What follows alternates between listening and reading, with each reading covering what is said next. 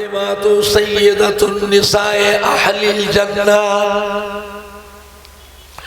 আল ফাতেমা তো সাইয়্যিদাতুন নিসায়ে আহলিল জান্নাহ तमाम জান্নাতি মহিলাদের জন্য আল্লাহ পাক আমার ফাতেমাকে বেহেশতের রানী বেহেশতের সরদারিনী খাতুনে জান্নাত আল্লাহ করে দিয়েছে। তবে কেন কাঁদছেন, কার জন্য কাঁদছেন? আপনার আদরের নাতি ইমাম হাসান হুসাইনের জন্য আপনি কাঁদছেন।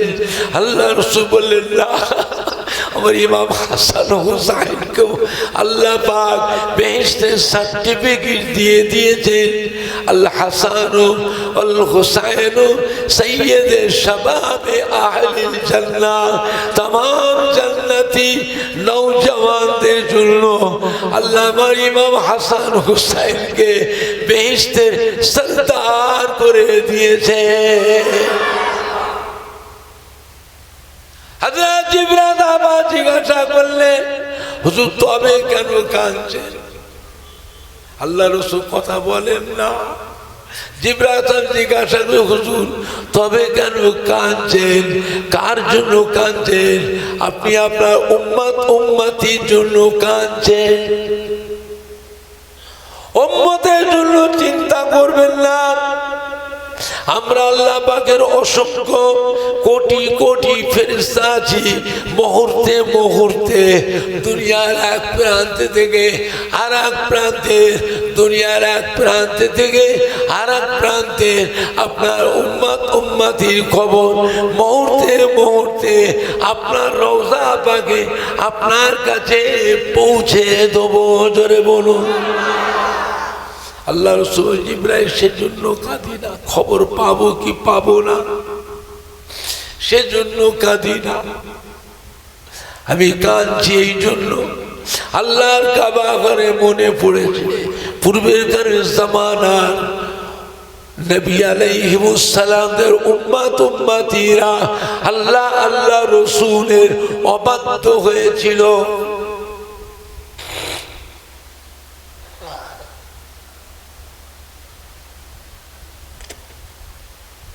আল্লাহ আল্লাহ রাসূলের অবাধ্য হয়েছে, নানান রকমের কুফরি শিরকি, নানান রকম ওয়াহিয়াতি গুমরাহি, নানান রকমের খারাপ কাজে লিপ্ত হয়েছিল।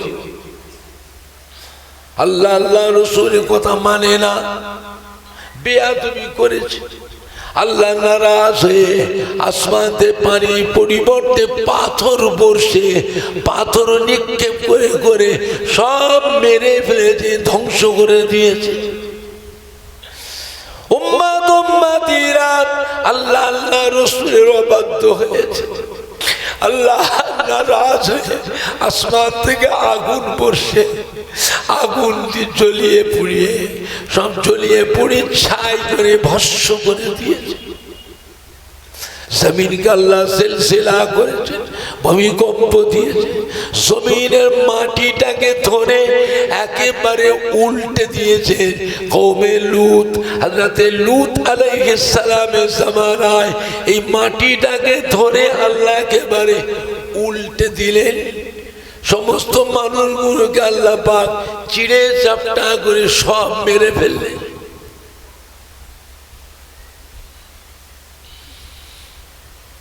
হযরতে নূহ আলাইহিস সালামের জামানায় মানুষ এত নাফরমানি করেছিল আল্লাহ আল্লাহ রাসূলের সাথে।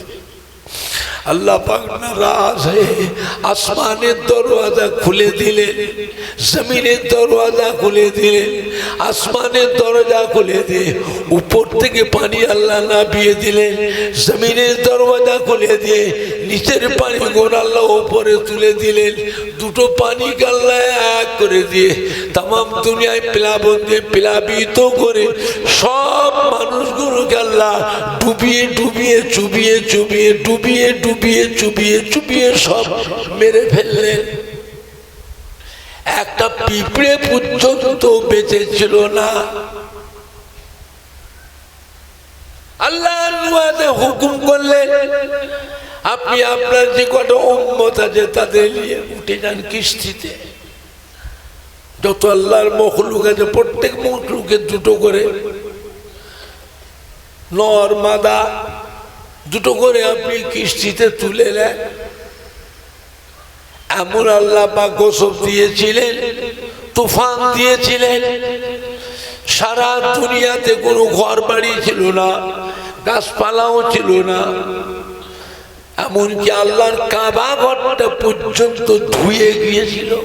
কাবা ঘরও ছিল না,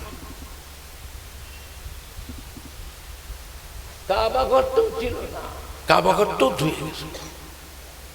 তাম দুনিয়াটা একটা মরুভূমি হয়ে গেছে। কি ভয়ঙ্কর ভয়াবহ! ও জিবরাইল, আল্লাহর কাবা ঘরে এসে আমার ওই কথা মনে পড়েছে। আমার উম্মতেরা বড় গুনাহগার, আমার উম্মতেরা বড় সিয়াখার। আল্লাহ পাক আমার উম্মতের বুঝি গজব দেয়, আমার উম্মত গুলো ধ্বংস হয়ে যাবে। আমার উম্মতেরা ধ্বংস হয়ে গেলে আমি নবীর কাঁধে ঘরে নিয়ে থাকবো। আল্লাহ আমায় দায়িত্ব দিয়ে ইসলামের খেদমতে কাঁধের কাছে গিয়ে খেদমত করবো। কাঁধে ঘরে বুঝিয়ে বুঝিয়ে ভালোবাসা দিয়ে মায়া মোহাব্বত দিয়ে সাথে সাথে করে নিয়ে এসে আল্লাহ কাবা ঘরে দাঁড় করাবো। ও জিবরাইল, আল্লাহ পাক যেন আমার উম্মতের উপরে ওই গজব যেন না দেয়। সঙ্গে সঙ্গে আল্লাহ খবর পানে জিবরাইল আমার হাবিবের চোখের পানি মুছে ফেলতে বলুন। হাবিবের কান্না আমি আল্লাহ সহ্য করতে পারি না। হাবিবকে শুনিয়ে দেন, আমি আল্লাহ পাক আমার পয়গম্বরের দোয়াকে কবুল মঞ্জুর করে নিলাম। যতদিন আমার হাবিব উম্মতের মাঝে থাকবেন দুনিয়ায়, আমি আল্লাহ আমার হাবিবের সামনে হাবিবের উম্মতের উপর গজব দিয়ে হাবিবের উম্মতকে ধ্বংস করব না। হাবিবের মনে আমি আল্লাহ দুঃখ দেব না। জোরে বলো সুবহান। নবী কাঁদছে, আল্লাহ ওয়াদা করেছে আমি যতদিন থাকবো আমার সামনে উম্মত গজব দেবেন না। জিবরাইল এখন তো আজরাইল বসে আছে, আমি তো চলে যাব। আমি চলে যাবার পর যদি আল্লাহ গজব দেন, একসাথে আমার সমস্ত উম্মতকে ধ্বংস করে দেয়, জিবরাইল দুনিয়া থেকে আমার উম্মত বলে আর কেউ থাকবে না। আল্লাহ রাব্বুল আলামিন জবাব দিয়ে, জিবরাইল আমার হাবিবকে কাঁদতে মানা করুন। হাবিবের চোখের পানি আল্লাহ সহ্য করতে পারি না। হাবিব কাঁদলে পরে আমি আল্লাহ নিজে চিন্তিত হয়ে যাই। আমার হাবিবকে কি কথা বললে কান্না বন্ধ হবে, কোন কথা বলে নবী খুশি হবে, আমি আল্লাহ স্বয়ং নিজে চিন্তিত হয়ে যায়। জিবরাইল আমার হাবিবের চোখের পানি মুছে ফেলতে বলুন। এখন থেকে আমি রব্বুল আলামিন আল্লাহ পাক আমার হাবিবের উম্মতের জন্য আমি স্বয়ং আল্লাহ নিজে জামিনদার হয়ে গেলাম। জোরে বলুন না সুবহান, জোরে বলুন না সুবহান। নাফরমানি কম হয়, নাফরমানি কম হয়। আল্লাহ গজব দেননি তার হাবিবের খাতিরে। আল্লাহ ওয়াদা করেছেন, হাবিব আপনি যতদিন থাকবেন আপনার সামনে গজব দেবো না, উম্মতকে ধ্বংস করবো না। হাবিব আপনিও আমার কাছে চলে আসবেন, চিন্তা করছেন উম্মতের জন্য, তাও আপনাকে বলে দিলাম আমি স্বয়ং আল্লাহ এখন থেকে আপনার উম্মতের জন্য আমি স্বয়ং আল্লাহ নিজে জামিনদার হয়ে গেলাম। বাবা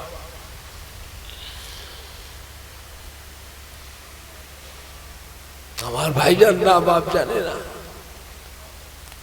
আল্লাহ নবীর জান কবজ করতেন। আজরাইল নবী আমার হুকুম দিলেন, নবী বাগ ঝরঝর করে কাঁদতে লাগলেন। জিবরাইল আসলাম বলি ইয়া রাসূলুল্লাহ হাবিবাল্লাহ চিন্তা করবেন না আল্লাহ পাক আপনাকে মাকামে মাহমুদ দান করেছেন আল্লাহ পাক আপনাকে কাউসার হাউস দান করেছে যা কোনো নবী আলাইহিস সালামকে আল্লাহ পাক দেননি কিয়ামতের কঠিন হাসরের দিনে মাথার হাত উপরে সূর্যকে আল্লাহ নাবিয়ে নিয়ে আসবেন সূর্যের 12টা মুখ আল্লাহ খুলে দেবেন 12টা মুখ দিয়ে একসাথে কিরণ ছাড়বে একসাথে তাপ ছাড়বে সূর্যের তাপেতে জমিনটাও পুড়ে লাল তামা হয়ে যাবে সূর্যের তাপে মাথার ঘিনু ব্রেনটা মাথার মগজটা গলে তরল হয়ে যাবে এই মাথার ঘিনুটা গলে কান দিয়ে নাক দিয়ে মুখ দিয়ে চোখ দিয়ে গলে গলে বেরোতে থাকবে কিয়ামতের ময়দানে চিৎকার করে মানুষ কাঁদতে থাকবে পিপাসায় কাতর হয়ে পানি পানি পানি পানি পানি পানি পানি পানি ও আমার হাবিব আমি আল্লাহ পাক আপনাকে কাউসার হাউস দান করেছি কাউসার হাউসের পানি কেবলমাত্র আপনি আপনার উম্মত উম্মতি দিগকে পান করাবে জোরে বলেন না জোরে বলেন না আল্লাহ নবী ফরমাতেন কিয়ামতের ময়দানে ওই কাউসার হাউসের এক কোণে আমি আমার আবু বকর সিদ্দিককে দাঁড় করাবো আর একটা কোণে আমি আমার ওমর ফারুককে দাঁড় করাবো আর একটা কোণে আমি আমার উসমান গনিকে দাঁড় করাবো আর একটা কোণে আমি আমার হযরত আলী কাররামাল্লাহু ওয়াজহুকে দাঁড় করাবো আমি রাসূলুল্লাহর নিজে থাকবো আমি রাসূলুল্লাহ সাল্লাল্লাহু আলাইহি ওয়াসাল্লাম নিজে হাতে করে কাউসার হাউসের পানি উঠিয়ে আমার সাহাবাদের দিয়ে উম্মত উম্মতির মাঝে পরিবেশন করাবো কাউসার হাউসের পানি যে ব্যক্তি পান করবে আমার নবীর নূরের হাতে কাউসার হাউসের পানি যে ব্যক্তি পান করবে তার শরীরের মধ্যে কিয়ামতের কঠিন গরম তাপ আর লাগবে না ও আমার নবী উম্মতের জন্য চিন্তা করবেন না আপনি এত মেহনত করেছেন এত কষ্ট করেছেন আমার জন্য কত মার খেয়েছে কত রক্ত আপনি ক্ষয় করেছেন জীবনে কত কষ্ট দুঃখ পেয়েছেন কাফেররা কত কষ্ট দুঃখ দিয়েছে আমি চিন্তা করবেন না উম্মত উম্মতির ব্যাপারে মাকামে মাহমুদ দিলাম এই মাকামে মাহমুদ একমাত্র আমি আল্লাহ আপনাকে দিয়েছি আপনি মাকামে মাহমুদে আসবেন আমি আল্লাহকে সিজদা করে উম্মতের জন্য দোয়া চাইবেন আমি আল্লাহ আপনার দোয়া ফেরাবো না আপনাকে লজ্জিত অসম্মানিত করবো না ও আমার হাবিব আপনার দোয়াকে কবুল করে মাকামে মাহমুদ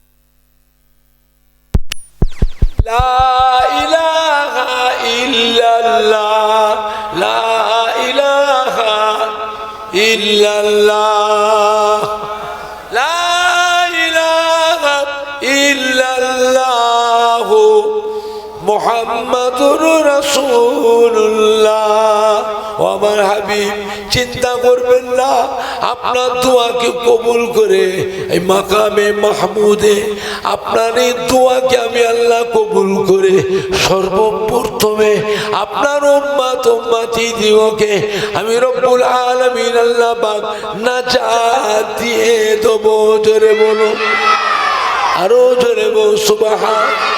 নারায়ে তাকবীর, নারায়ে তাকবীর। হিজবুল্লাহ আহলে সুন্নাতুল জামাত পুরপুরা শরীফে দাদা পীরের হক সিলসিলা বড়া দক্ষিণ পাড়া গ্রামবাসী গো, সম্মানীয় উলামায়ে কেরাম গো, সম্মানীয় শ্রোতা বৃন্দ, সম্মানীয় যুবক বৃন্দ, পুরপুরা শরীফে দাদা পীরের হক সিলসিলা নারায়ে তাকবীর। দুরূদ শরীফ আল্লাহুম্মা সাল্লি আলা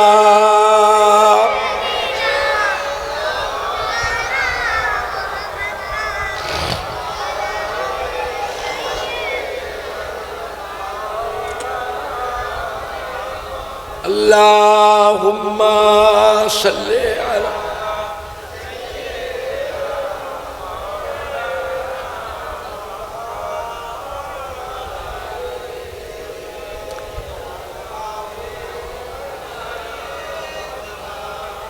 আমার ভাইজানরা, বাপ জানেরা, যুবকেরা, আজকে বড়া দক্ষিণ পাড়ায় মাহফিলে যোগদান করেছি। এই মসজিদের কাজ আল্লাহ করিয়েছেন, এখন মাদ্রাসার কাজ আল্লাহ করিয়েছেন। বাবা আপনাদের এই সহযোগিতায় জান প্রাণ দিয়ে আপনারা যেভাবে দান ধান করেছেন, আল্লাহ পাক এতটা কাজ আল্লাহ করিয়েছে। এখনো কাজ বাকি আছে, কাজ এখনো বাকি আছে। এতগুলি ভাইয়েরা বাবাজিরা আছে, আল্লাহ নবী সাহাবায়ে কেরামদের থেকে সাহায্য চেয়েছে। চাদর মুবারক আল্লাহ রসুল বিছিয়ে বাবা কিছু দাও, সবাই সবাই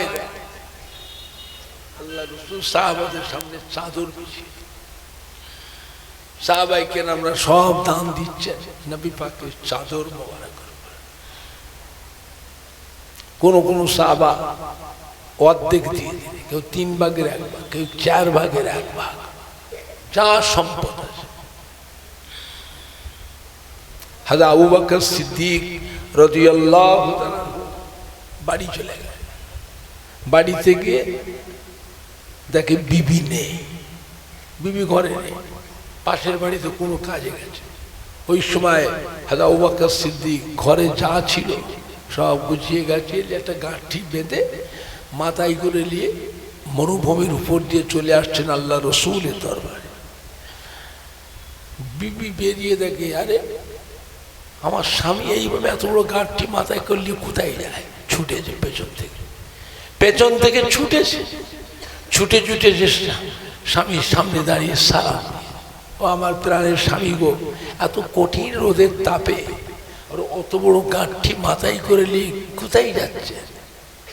আবু বকর সিদ্দিক বিবিকে বললো, বাবা বিবি রে, আল্লাহ রসুলের চাদর মুবারকটা বিছিয়ে দিয়ে সাহায্য, সমস্ত সাহাবীরা সাহায্য দিচ্ছে, আমি কি দেবো? ঘরে এসেছিলাম, যা ছিল নিয়ে যাচ্ছে, আল্লাহ রসুলের চাদরের সাহায্য রাখবো বলে। জোরে বলুন না সুবহান। বিবি কি বললো? আমি তো আপনার বিবি, আমিও তো একটা কিছু দেবো। হ্যাঁ, আপনি আল্লাহ নবীর সাহাবা, আর আমি তো আপনার বিবি, আমিও তো আল্লাহ নবীর তো সাহাবী। কিয়ামতের ময়দানে যদি আল্লাহ হুকুম দেন, যারা আজকে আমার প্যারা হাবিবের চাদরের উপরে যারা সাহায্য রেখেছিল, তারাই সর্বপ্রথম আমার হাবিবকে নিয়ে আগে বেহেশতে প্রবেশ করবে। জোরে বলবেন না? সেদিন তো আমি আপনার বিবি বঞ্চিত হয়ে যাব, আমি আপনার বিবি হলেও বঞ্চিত হয়ে যাব। আমি একটা কিছু দেবো, দাঁড়ান একটু অপেক্ষা, আসছি। ছুটে ছুটে চলে এলেন বাড়িতে। বিবি এসে ঘরের মধ্যে খুঁজে খুঁজে দেখেন কিচ্ছু নেই। যা ছিল সব।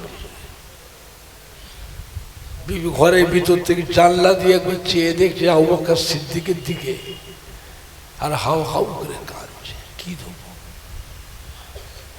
আর তো ভালো জিনিস কিচ্ছু নেই, কি দেবো।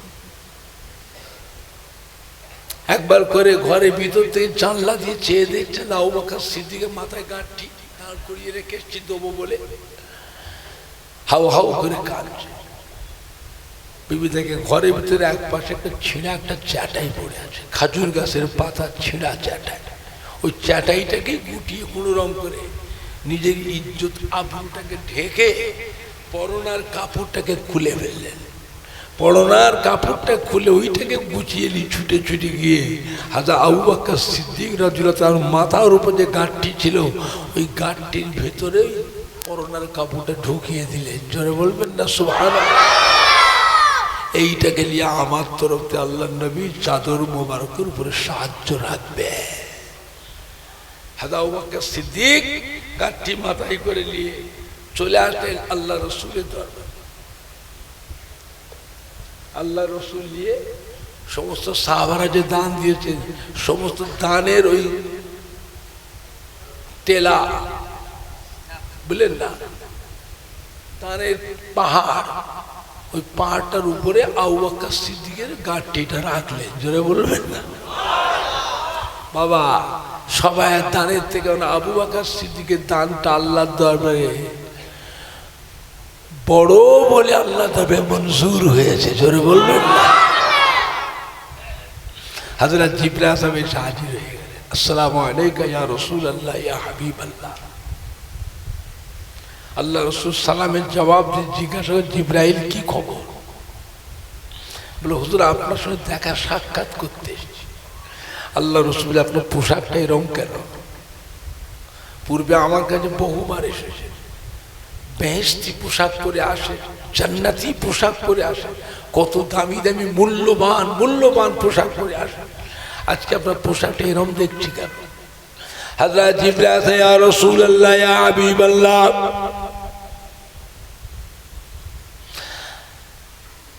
আপনি কি জানেন আপনার আবু বকর সিদ্দিকের বিবি আপনাকে কত ভালোবাসেন?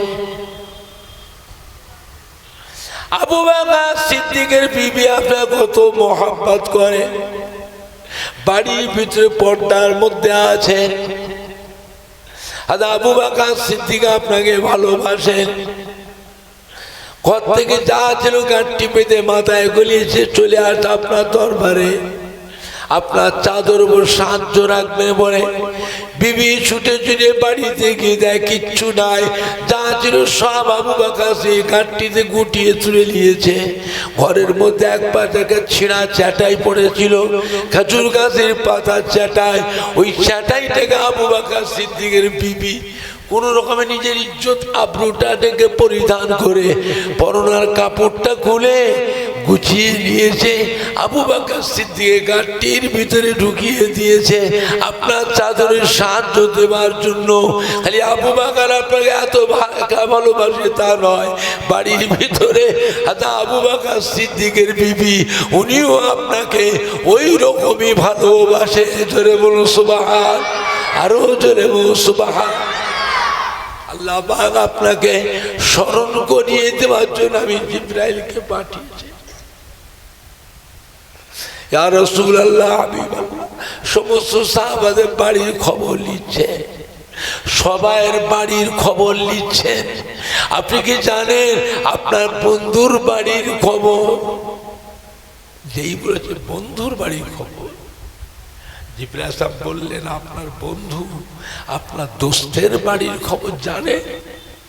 আল্লাহ রসুল সব কাজ বাদ দিয়ে হযরত জিবরাইল সাহেব মুখের দিকে চেয়ে দেখলেন হযরত আবু বকর সিদ্দিককে আল্লাহ রসুল জিবরাইল সাহেব বলছেন বন্ধু আল্লাহ বলে পাঠিয়েছেন।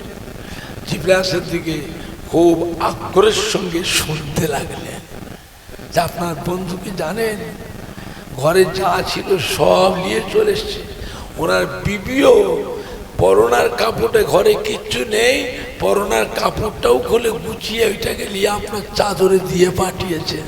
আল্লাহ পাক আপনার কাছে পাঠিয়েছেন, সবাইয়ের খবর নিচ্ছেন। আবু বকর সিদ্দিকের বাড়ির খবর জানেন? আপনাকে স্মরণ করিয়ে দেওয়ার জন্য আমি জিব্রাইলকে আল্লাহ খাজুরে গাছের পাতা চাটায়ের পোশাক পরিধান করে পাঠিয়েছেন। জোরে বলবেন না? আর একটু জোরে বলা যাবে না? হযরত জিবরাইল ইসলাম দুবার এসেছিলেন খাজুর গাছের চাটায়ের পোশাক পরে আল্লাহ রসুলের কাছে। এসেছেন 24,000 বার আল্লাহ নবীর কাছে এসেছেন জিবরাইল ইসলাম। তার মধ্যে দুবার এসেছিলেন খাজুর গাছের চাটায়ের পোশাক পরে।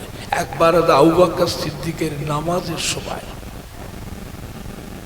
খাজুর গাছের চাটায়ের পোশাক পরিয়ে তালি দিয়া, পাতা দিয়ে তালি দিয়ে পোশাক দিয়ে নামাজ পড়েছিলেন।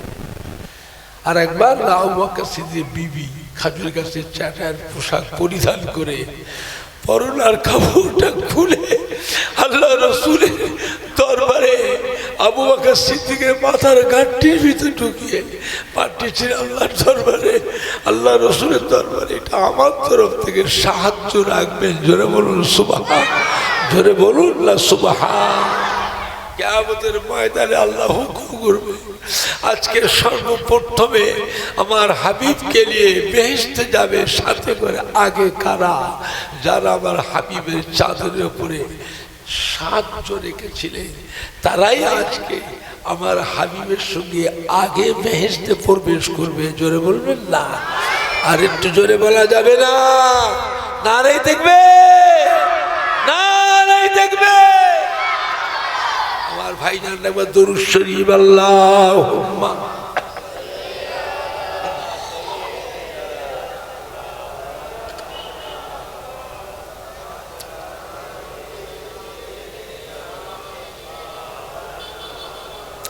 আল্লাহুম্মা সাল্লি আলা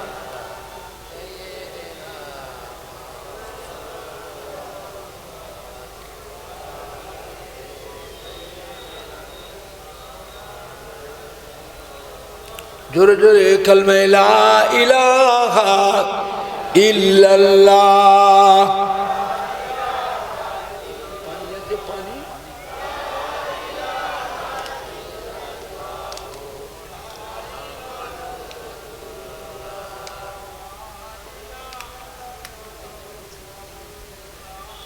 কালমা লা ইলাহা ইল্লাল্লাহ, লা ইলাহা ইল্লাল্লাহু মুহাম্মাদুর রাসূলুল্লাহ। আল্লাহুম্মা সাল্লি আলা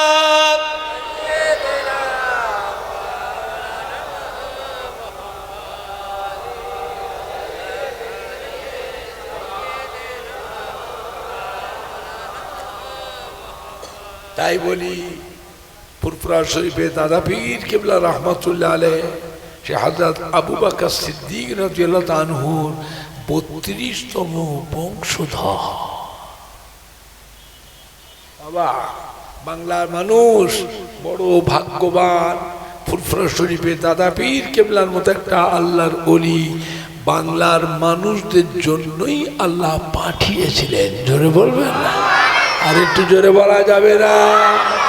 বাবা সম্মান করো, বাবা সম্মান করো, সম্মান করো, বুঝলেন? বাবা হয়ে বাড়ি চলে যাবে, বুঝলেন?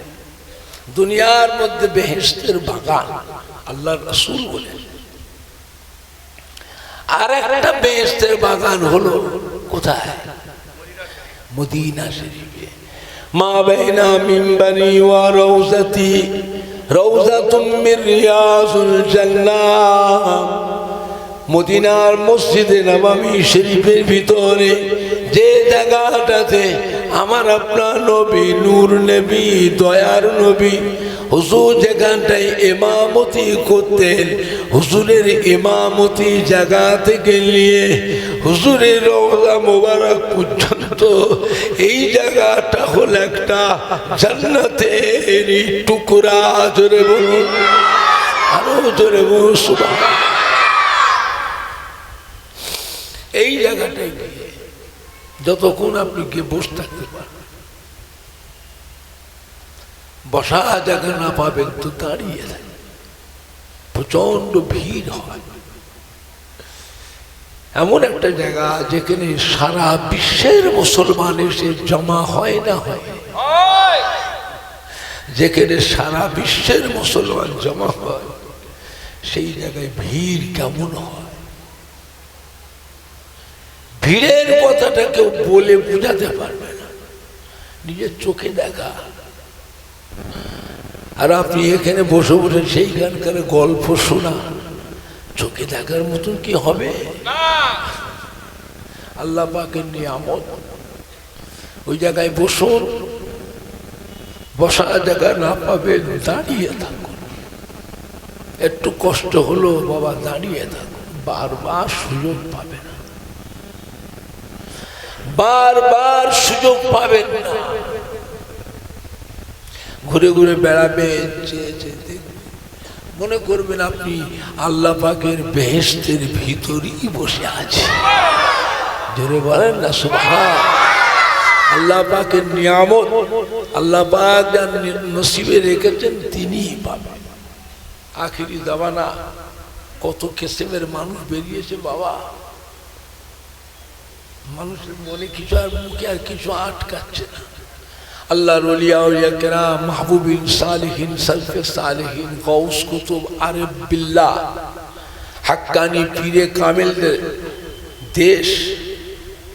এই দেশটাতে জানা অজানা হাজার হাজার আল্লাহর ওলিয়া কামেল আউলিয়া কেরামের খেদমত মেহনত আছে না নাই?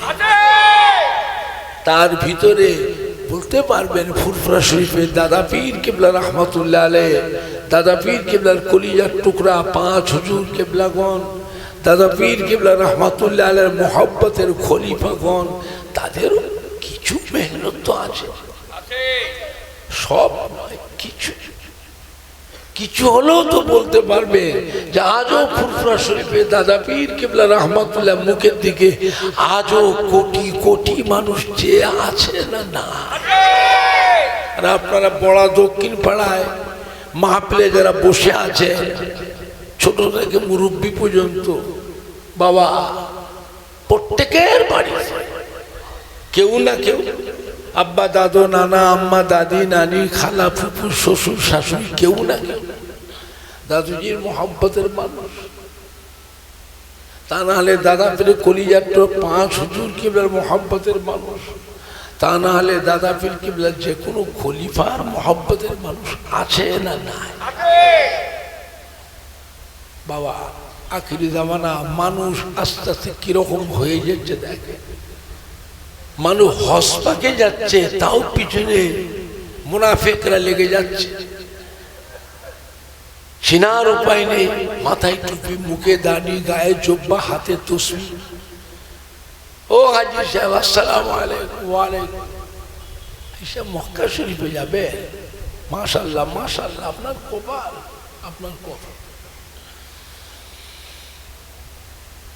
2-4 দিন পিছনে লাগে, সালাম দেয় ঘন ঘন, কখনো মহাকাবিলা একটু চা খাওয়ায়, একটু নাস্তা খাওয়ায়, মিষ্টি খাওয়ায়, মহব্বতটা বাড়িয়ে নেয়।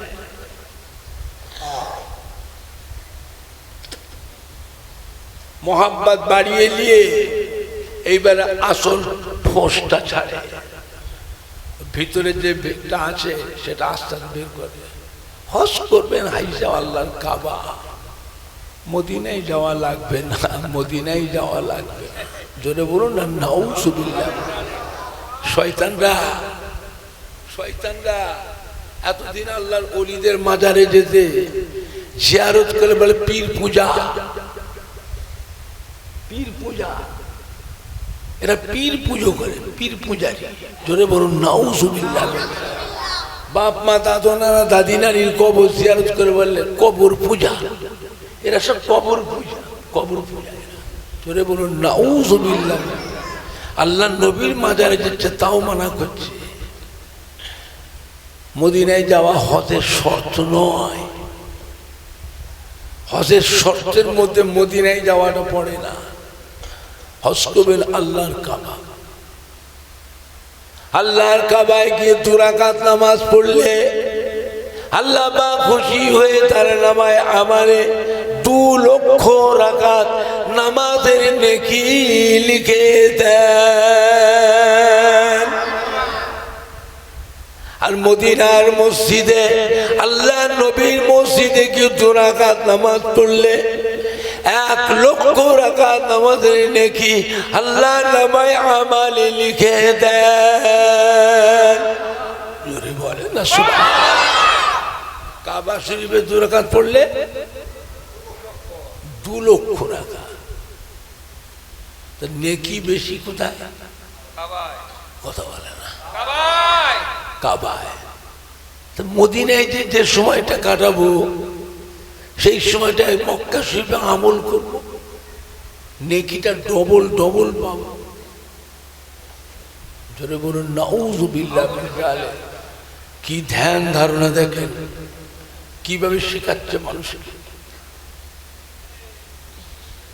আপনি এখন বলেন নেকি দরকার না নাজাত দরকার?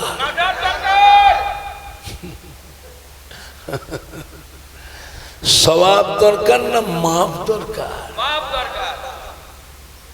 নবীর কাছে গেলে নাজাত পাওয়া যায়, নবীর কাছে গেলে মাপ পাওয়া যায়। জোরে বলুন না সুবহানাল্লাহ।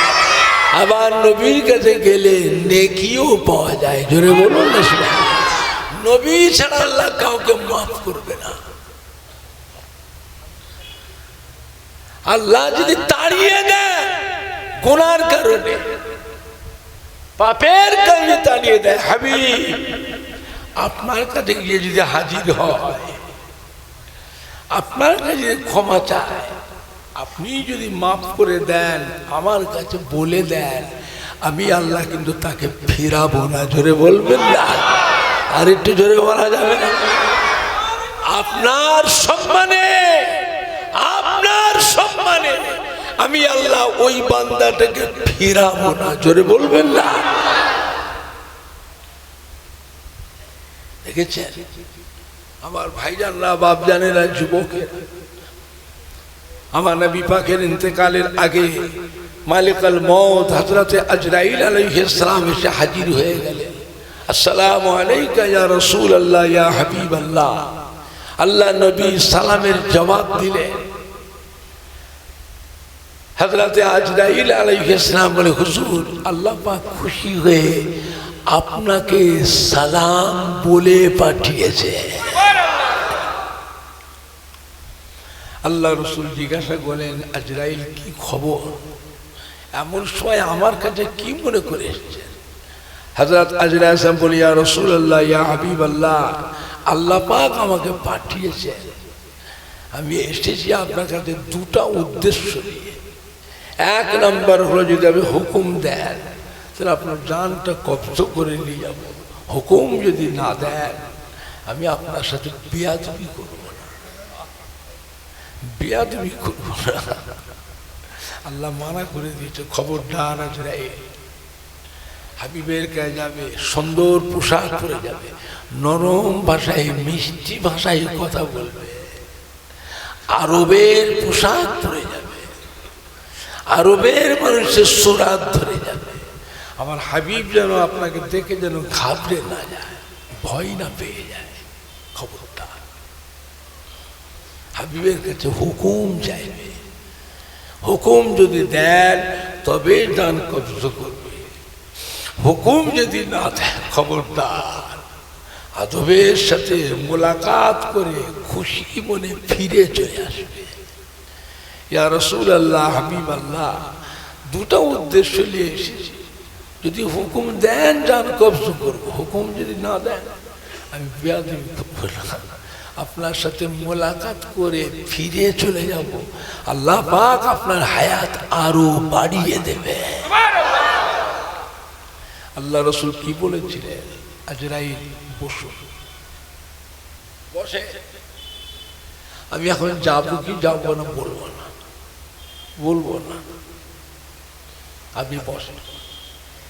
কতক্ষণ? হযরত জিবরাইল আলাইহিস সালাম আসা পর্যন্ত।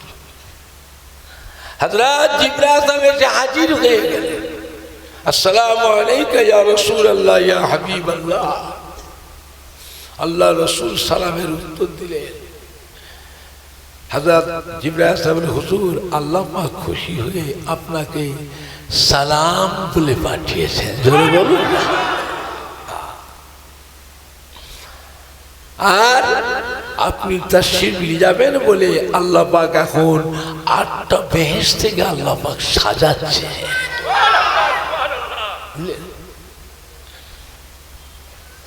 আল্লাহ রাসূল বলেন, জিবরাইল হয় আজরাইল সাহেব বসে আছে। আজরাইল সাহেব বসে আছে। উনি বলছেন আমার নাকি হায়াত ফুরিয়ে গেছে, হায়াত ফুরিয়ে গেছে। আপনার কি মত? হযরত জিবরাইল, ইয়া রাসূলুল্লাহ হাবিবাল্লাহ, আজকে আপনার কাছে এমন একটা ফেরেশতা এসেছে, দুনিয়ার শুরু থেকে দুনিয়া ফানা পর্যন্ত কারোর কাছে জিজ্ঞাসা করতে আসবেন না, কারোর কাছে জিজ্ঞাসা করতে আসবে না, আপনার কাছে এসেছে জিজ্ঞাসা করতে। এটা হলো আল্লাহ পাক আপনাকে সম্মান দিয়েছে। যেটা বলবেন না, কি বলছেন আপনি? হযরত জিবরাইল সাহেব বলে, হুজুর আপনি হুকুম দিয়ে দেন, আল্লাহ পাক আপনার দিদারের অপেক্ষায় আছে।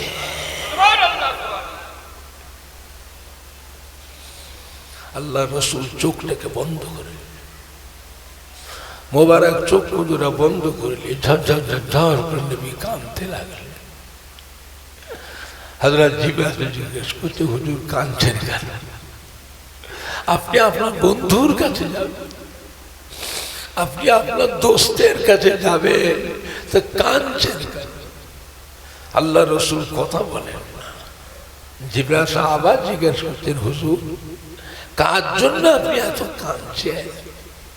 হযরতে মা ফাতেমার জন্য কাঁদছেন, আপনার আদরের মেয়ে মা ফাতেমার জন্য কাঁদছেন। আল্লাহ রাসূল বলেন, না, ফাতেমার জন্য আমি কাঁদিনি। আল্লাহ পাক ফাতেমাকে বেহেশতের সার্টিফিকেট দিয়ে দিয়েছেন।